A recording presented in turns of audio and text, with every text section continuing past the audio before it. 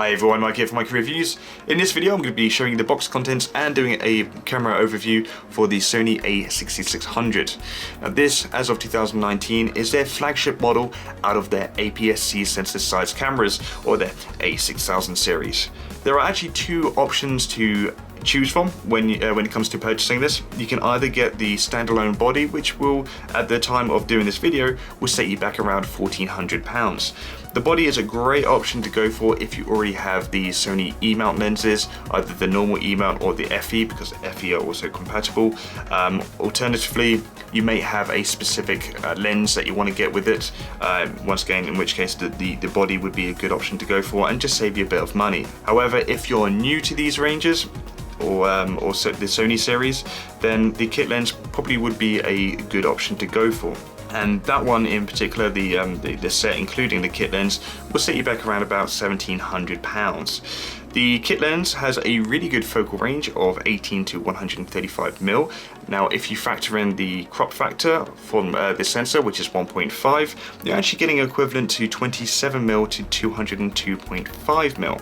As for the aperture range, it starts as wide open as f3.5, and as you zoom into your target, it will then drop down eventually down to 5.6. The lens also has optical steady shot. So anyway, let's have a little look at the main specs that this camera has to offer. So I'm just going to twist the box around and let's zoom in as well. As we can see here, as I've actually already mentioned, the sensor size is APS-C, and it has in total 24.2 megapixels, and it also has with the sensor, it's an XMOR CMOS sensor, and it also has the Bion's X processing chip.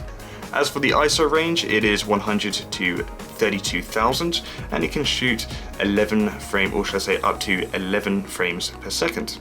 As for the autofocus points, it has phase detection, and in total 425 autofocusing points, which is very impressive. The other really good feature of this camera, and which it also shares with some of the previous models such as the A6400, and with a recent firmware update, the A7 Mark III series, including the R, is real-time eye autofocus. Now what this does is, whilst you're aiming at your subject, it is automatically focusing on their eye. This is obviously if you're in the continuous focus, and it is a really good feature to have, because it used to be you have to hold down a button to activate it. So that is a really nice feature to have. The other thing that this one has is real-time tracking. So you click on a target and it's going to track it as it moves. So once again, a really good feature to have. The other main feature for this is the 5-axis steady shot, and as really boldly put there, inside. So the sensor has that 5-axis stabilization. The other thing is it has a microphone and headphone jack. And finally, it has an upgraded battery. Now this is the first one out of the A6000 lineup to incorporate the FZ100 battery. This battery was introduced for the A7 Mark III, the R3, the A9, and it really is a major game changer for the mirrorless lineup that Sony had, because it really did extend their battery life. It has an estimate here of between 722 to 810 photos taken on a battery. Now, judging by my experience personally, going at Comic-Con, I could literally shoot a whole day on a fully charged FZ100 battery. It really is a good one to have. As for some other points to mention, it has Bluetooth. The viewfinder is XGA OLED. It shoots in 4K or up to 4K HDR, and it also has a XAVCS codec for anyone that's interested, Dolby Audio, and it has Wi-Fi with near-field communication. So basically, you can send your photos and videos over to your phone using Sony's Imaging Edge mobile app. And finally on the box, it gives you just a little indication of the different types of accessories that you can get. Now, you don't have to obviously get these. There are plenty of good third-party accessories that you can get, but you know, it's always nice to have that option. Okay, so I've actually already unboxed this, but I'm going to do a little video in the corner just to show you the layout. But I mainly wanted to do this directly just to save some time. So the first thing that obviously you'll find in the box are the instruction manual and the warranty documents, etc. Well, it's not really an instruction manual, it is a help guide with a little link to actually to get onto the full manual. This is in a lot of different languages. Yeah, not the best instruction manual to have. Then you will get the shoulder strap.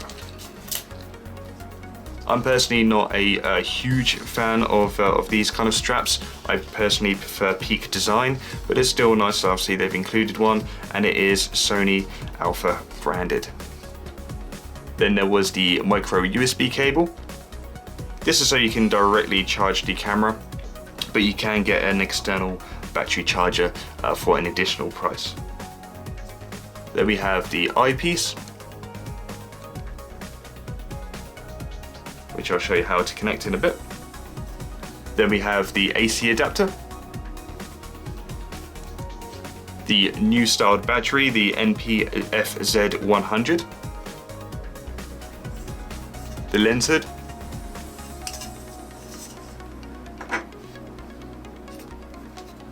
the kit lens, which was really nicely packed inside actually. Was pleased to see that there was literally no movement, very snug. And this lens does have a diameter of 55mm, so if you do want to get a UV filter or polarizer, ND filter, that's the one that you want to go for. And it's a really nice lightweight lens, 325 grams, and it's around 8.8 centimeters, and fully extended it's around 11.3.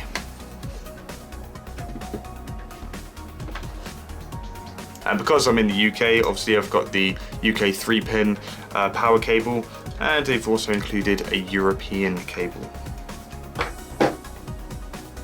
And then finally, the A6600 camera.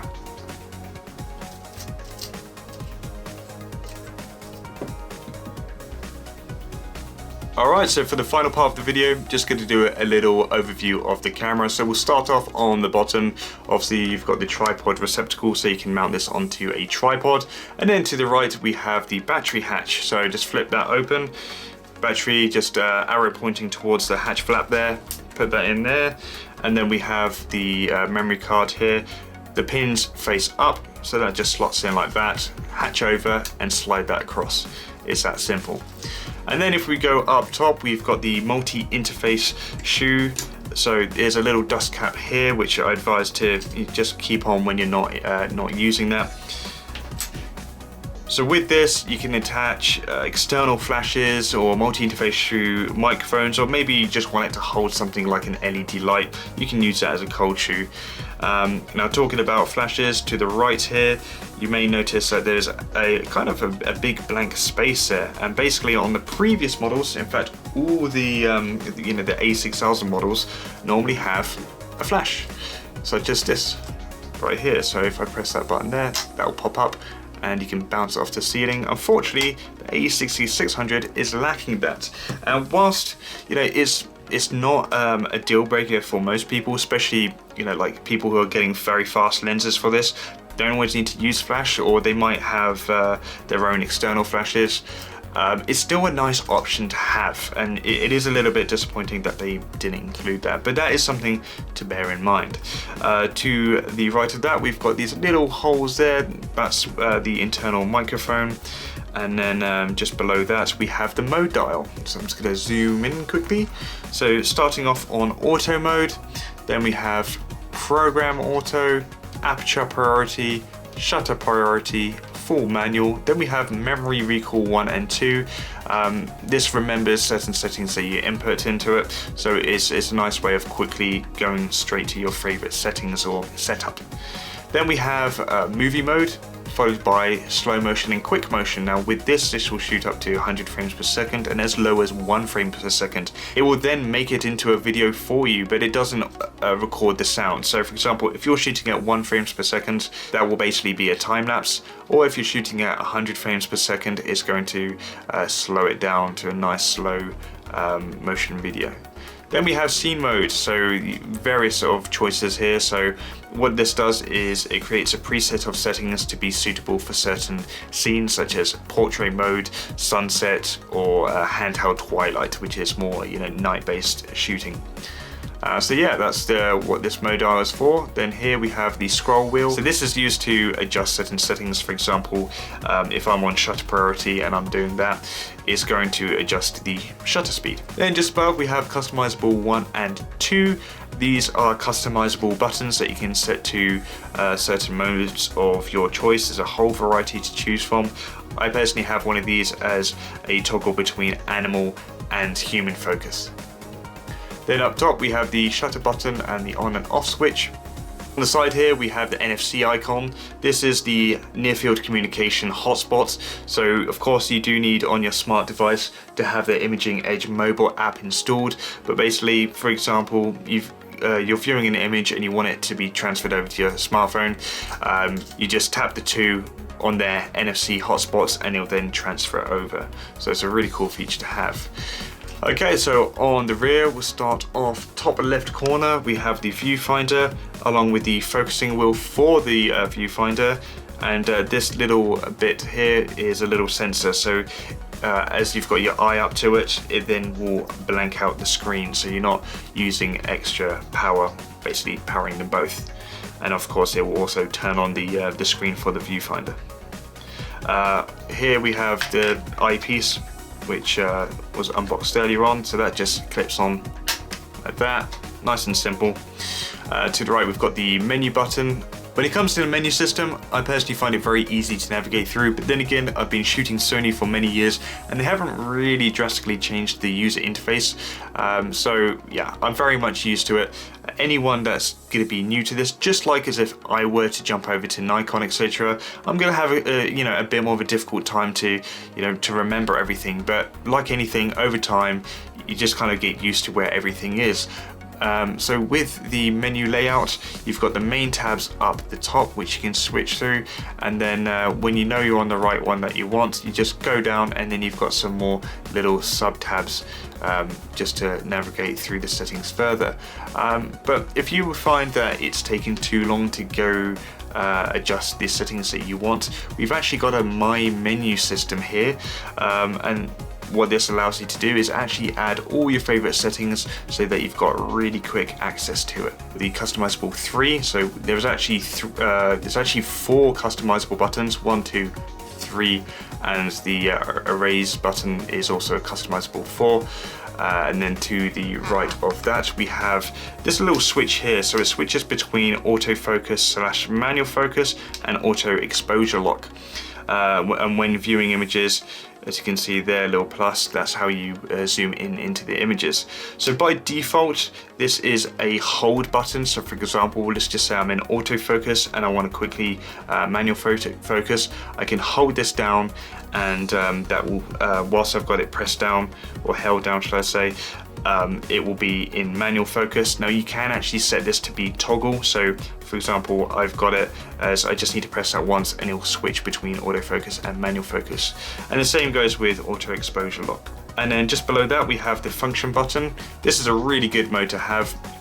So just to show you an example, function here, and then you've got all your favorite settings, which you can customize to whatever you want on there. So in total you've got 1, 2, 3, 4, 5, 6, 7, 8, 9, 10, 11, 12 different settings. These are all the ones that I personally use quite often. And then below that we've got the display button. So this will change what is viewed on your screen. There's a few different modes from blank to the exposure reading being read on the back.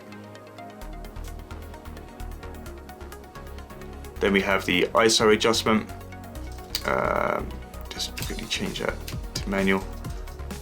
There we are, so you can change the ISO nice and quick.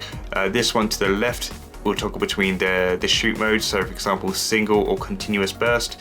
You have time and then some bracketing options there also.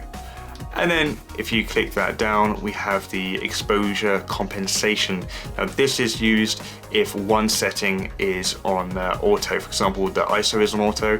If I were to switch this over and there's nothing else is manual, it's going to pop up saying, it's going to tell you why. And then obviously we've got the playback button as well as the delete as just mentioned, and that is obviously customizable for. I have customizable for set as the in-camera guide. So if I'm unsure about a setting, I just press this here and it will tell me what that setting does.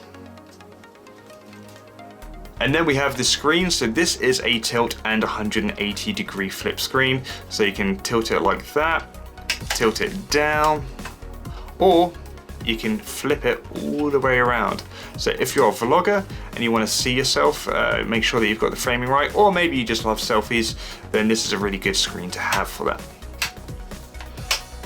And finally, not forgetting this side compartment here. So starting up top, we have the micro USB port. This is to connect the camera to the computer. Let's just say you want to transfer some files. So I personally would suggest getting an external card reader, but you can also use this to charge the camera. Unless of course you have an external battery charger. That's an additional purchase. Just below that, we have the micro HDMI ports. And then we have the microphone and headphone jacks. And just one final thing for those who may not know how to put on a lens. So we have the kit lens here. Just unscrew this. All you have to do is align the white dot with the white dot that's on the rim there. So line that up, give it a twist clockwise until it clicks into place. And if you want to release it, there's a little release button here. Press that down and then twist anti-clockwise. It really is that simple. Alright, so anyway guys, I think that's it for the video. Hopefully you found this helpful and thank you for watching.